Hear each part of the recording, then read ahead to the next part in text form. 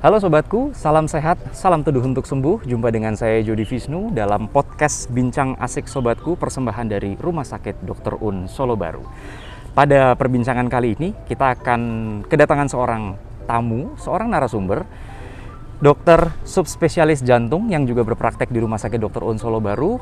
Beliau Magister of Science, Magister Kesehatan, spesialis penyakit dalam, konsultan kardiovaskuler, juga Fellow of Indonesian Society of Internal Medicine. Jadi konsultan kardiovaskuler itu kita mau bilang background spesialis penyakit dalam, kemudian mengambil konsultan, atau kata-kata yang lebih gampang aja kita bilang subspesialis jantung. Beliau adalah Dr. Diding Heri Prasetyo. Apa kabar dokter?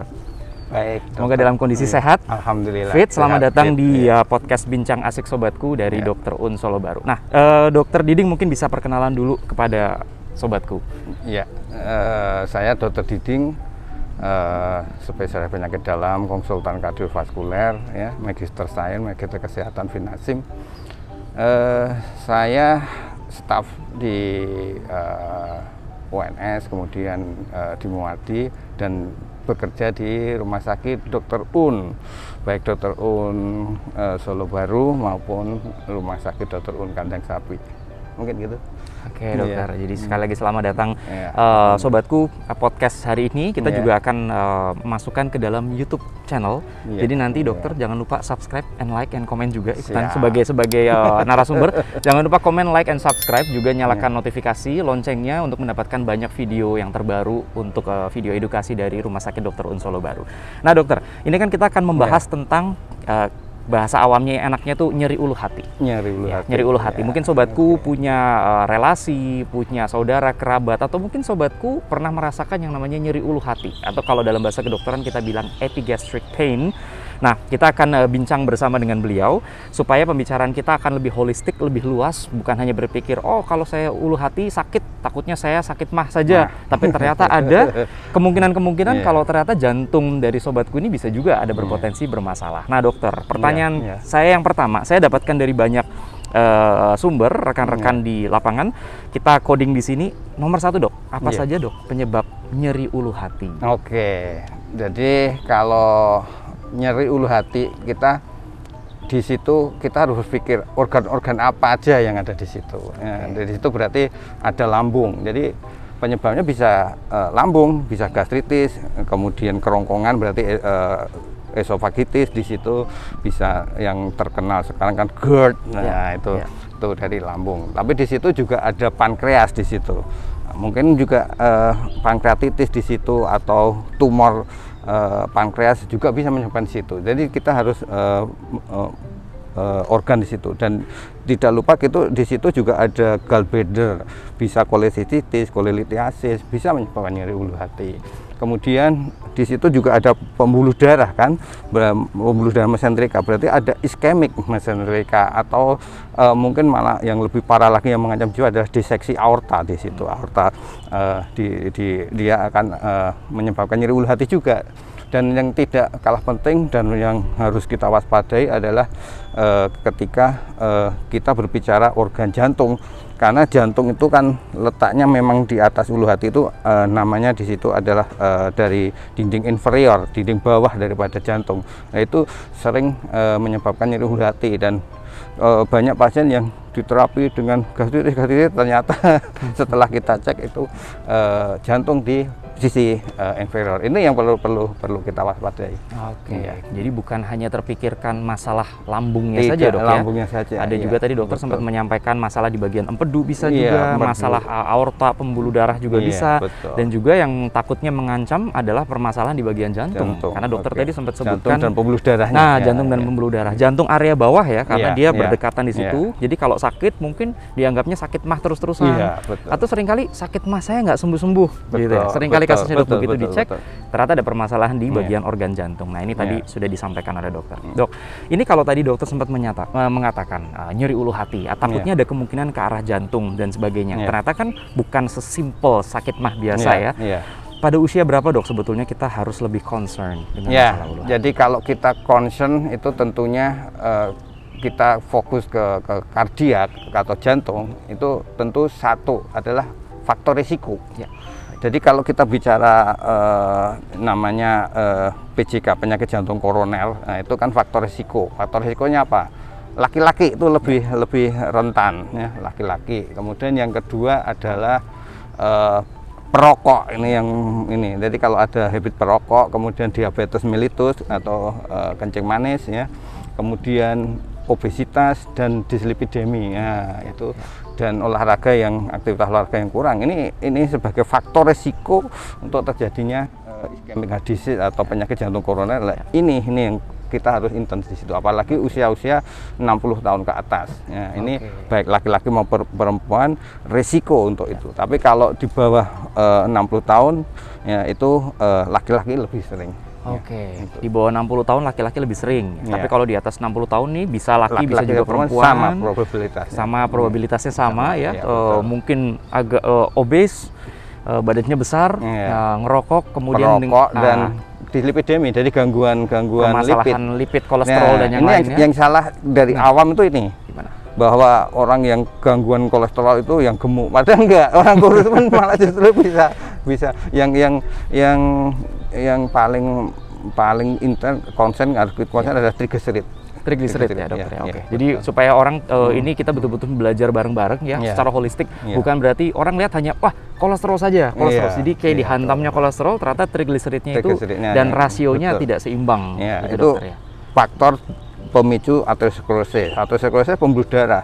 Pembuluh darah di mana? Ya udah, bisa ke jantung, bisa ke otak jadi stroke, jantung jadi serangan jantung, ke ginjal jadi nanti sampai cuci darah. Jadi pembuluh darah kan holistik. Betul. Nah, itu jadi sobatku, ini juga sesuatu yang cukup penting, paparan dari dokter Diding. Kalau tadi bisa segala macam faktor itu bisa memicu aterosklerosis, ya. Kalau kita bilang aterosklerosis, aterom itu bubur, jadi bisa ada gumpalan di bagian pembuluh darah segala macam itu yang kemungkinan bisa menyumbat dan nanti bisa bermasalah di kemudian hari.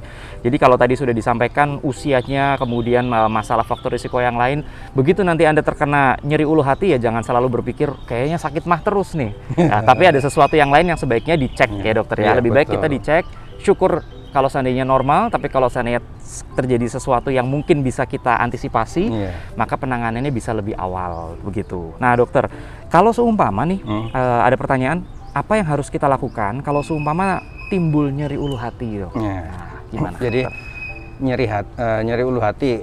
Nah, jadi kalau bicara nyeri, ya kita kalau di dunia kedokteran PGRST, ya, pain, nyerinya bagaimana? Nyerinya seperti ditusuk-tusuk atau seperti ampak tertindih batu atau bagaimana, ya. Kemudian Q itu kualitasnya bagaimana?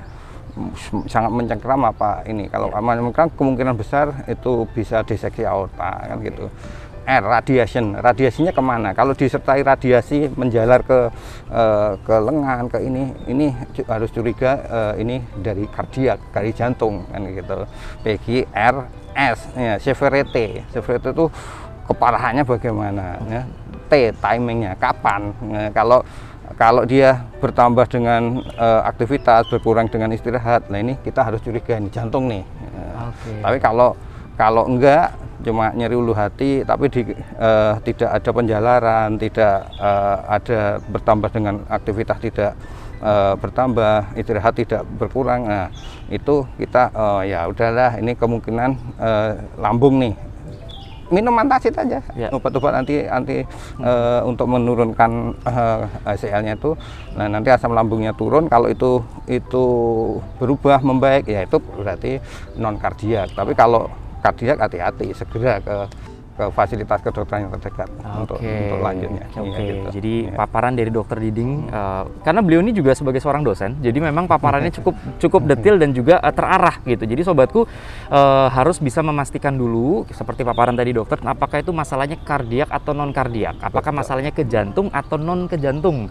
Kalau ternyata bukan ke jantung, minum obat-obat antasida ya yang misalnya ada di pasaran ya untuk masalah lambung. Kalau membaik ya syukur. Kalau ternyata nggak membaik, pasti pikirkan takutnya ke arah jantung, gitu dok ya. Jangan sampai terlambat. Itu sebenarnya prinsip kita dalam dan prinsipnya kalau tadi orang punya faktor resiko, usia sudah lanjut, diagnosis untuk lambung itu nomor sekian. Utamakan dulu bahwa ini penyakit jantung sampai terbukti itu bukan. betul. Pikirkan dulu yang terburuk, Betul. begitu kita periksa Iya. sampai bisa terbukti ini bukan kasus itu, Iya, akhirnya betul. kita bisa Iya, terpikirkan iya. yang lain. Nah, Karena mengancam jiwa. karena mengancam jiwa. Ini pertanyaannya menarik, Dok, yang berikutnya. iya, Karena tadi dokter betul. sempat bilang pikirkan dulu ya, itu baru kemudian berpikir nanti yang lain yang lebih ringan. Kalau gitu ngomongin masalah pemeriksaan, Dok. Nah, pemeriksaan apa yang biasanya diperlukan untuk menindaklanjuti nih kasusnya di Ya, hati? jadi tadi berpikirnya simpel aja, ini kardiak atau non kardiak. Nah, kalau non kardiak tentunya satu USG mungkin tadi kan bisa itu penyebab ulu hatinya bisa dari pankreas, bisa kandung empedu. USG dulu. Oke. Itu bisa di ini. Ya, kemudian kalau kardiak ya elektrokardiografi, ECG.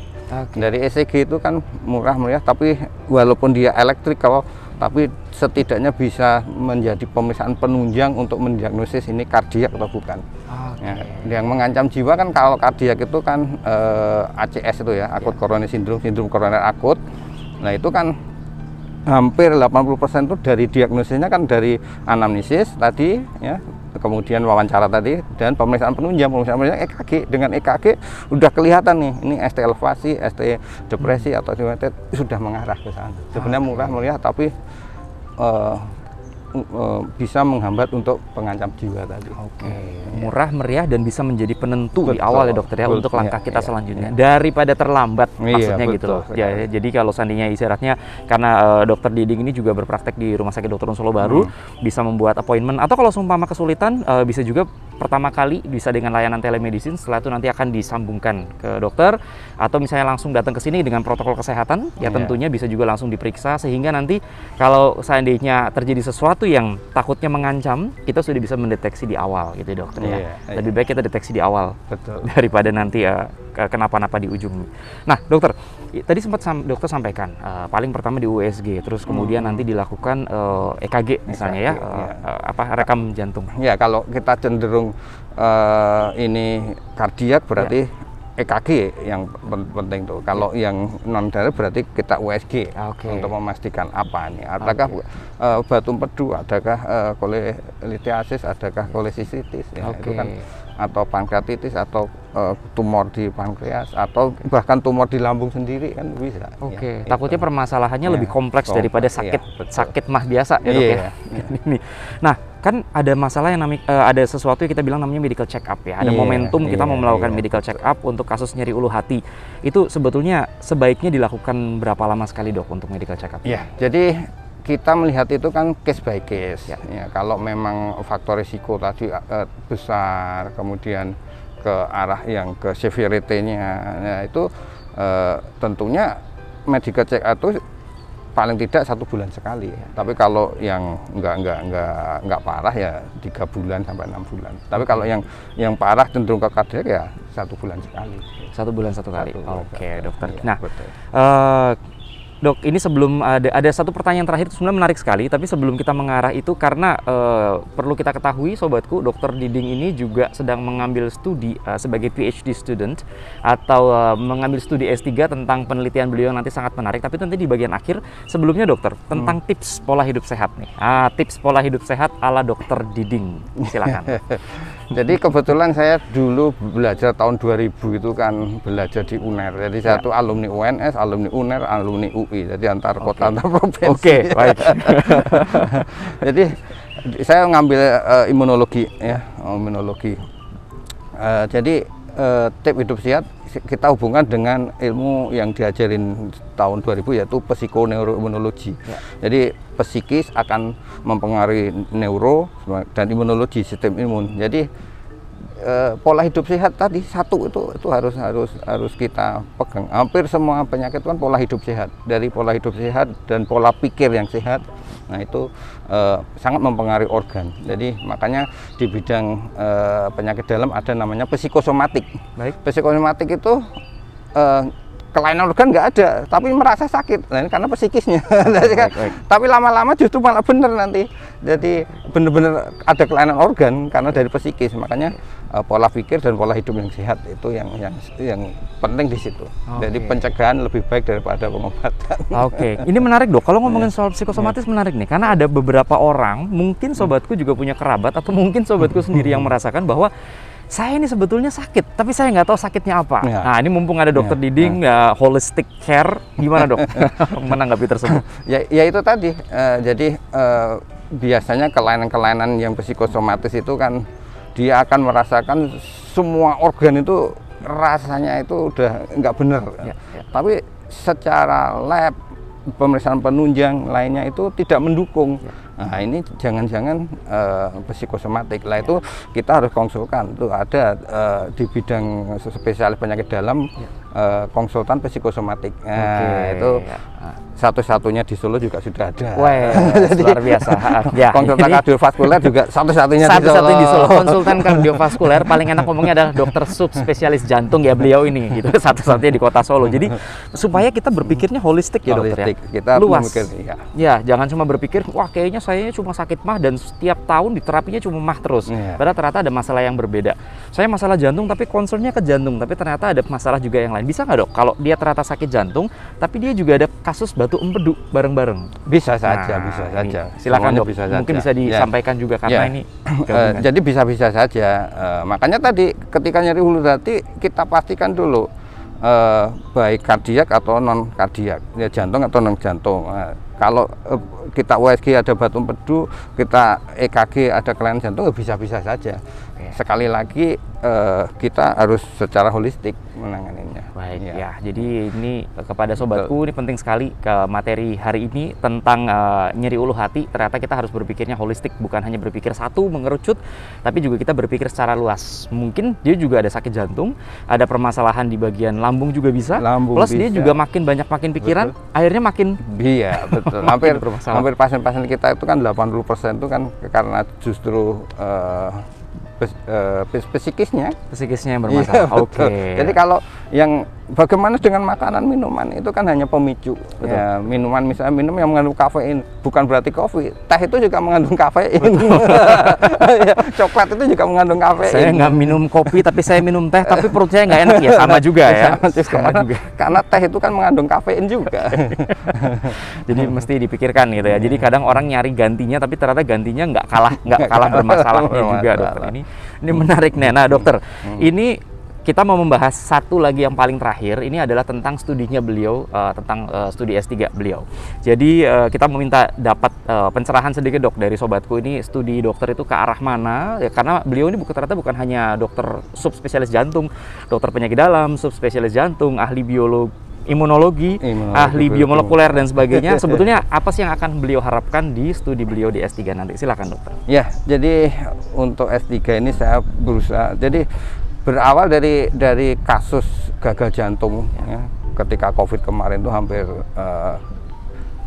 kelainan jantung pasien COVID itu hampir 80% jantungnya ada kelainan.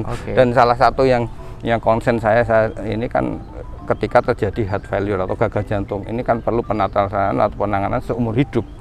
Nah, dan terapinya perlu biaya yang mahal ya, sehingga itu menyentuh hati saya untuk meneliti di bidang itu. Ya, saya baru dari hewan coba itu, hewan coba kita bikin heart failure ya. Bisa, insya Allah bisa jadi dan jadi. Dan nanti ada dalam tanda petik herbal yang mau kita ilmiahkan, nanti kita kembangkan, syukur-syukur nanti jadi, ke arah fitofarmaka.